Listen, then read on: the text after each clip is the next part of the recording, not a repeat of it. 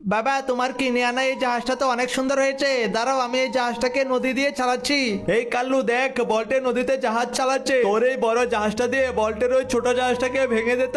আচ্ছা বাবা দাঁড়াও, এক্ষুনি ওটাকে উড়িয়ে দিচ্ছি।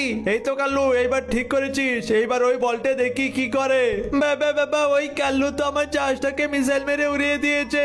তুমি আমাকে আরেকটা জাহাজ কিনে দিবে? আচ্ছা বাবা তুই কান্না করিস না, চল বাড়ি ফিরে যাই, গবেষণা করে দেখি কিভাবে শক্তিশালী একটা জাহাজ বানানো যায়, যেটা দিয়ে ওই কাল্লুদের জাহাজটাকে উড়িয়ে দেওয়া যাবে।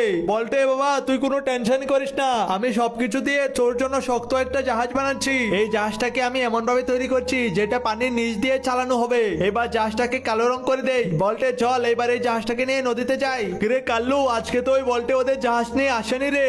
বাবা দাঁড়াও, পানির নিচ দিয়ে এই জাহাজটাকে পাঠিয়ে কাল্লুদের জাহাজটাকে আমি মিসাইল মেরে উড়িয়ে দিচ্ছি। কি মজা কি মজা, ওই কাল্লু বদমাইশদের জাহাজটাকে আমরা উড়িয়ে দিয়েছি। এইবার তো আমাদের অনেক ভালো লাগছে। আরে ওই কাল্লু, এ কি হলো রে? ওরা তো ওদের জাহাজটা পানির নিচ দিয়ে নিয়ে এসে আমাদের জাহাজটাকে উড়িয়ে দিল। আচ্ছা বাবা কান্না করিস না, চল বাসায় ফিরে যাই। বাবা দেখো, ওই গর্তটা থেকে ধোঁয়া বের হচ্ছে। আরে সত্যি তো, চল নিমকি ভেতরে গিয়ে দেখি। বাবা এই গুহার ভেতরে তো পোকামাকড়ে ভরা, আমার তো অনেক ভয় করছে। আরে মা, আমি থাকতে তোরে তো ভয় কিসের, চল আমার সাথে। এই নে, আলুগুলো সিদ্ধ হয়ে গিয়েছে, এবার সবাই খেয়ে নে। এ কি?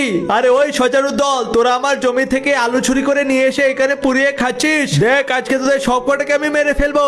আরে আঙ্কেল, আমাদের কথাটা তো শুনুন। আজকে আমরা সারাদিন খোঁজাখুঁজির পরেও কোনো খাবার পাইনি, আর এরপর আমরা আপনার জমি থেকে কয়েকটা আলু চুরি করে নিয়ে আসি, আর এগুলো খাওয়ার কারণে আমাদের পেটটা একটু ভরেছে। প্লিজ আপনি আমাদের কিছু করবেন না। আর নিমকি আপু, এই যে নাও, তোমাকে একটা আলু দিচ্ছি, তুমি এই আলুটা খেয়ে দেখো, তোমাদের জমির আলু তো অনেক মিষ্টি হয়েছে।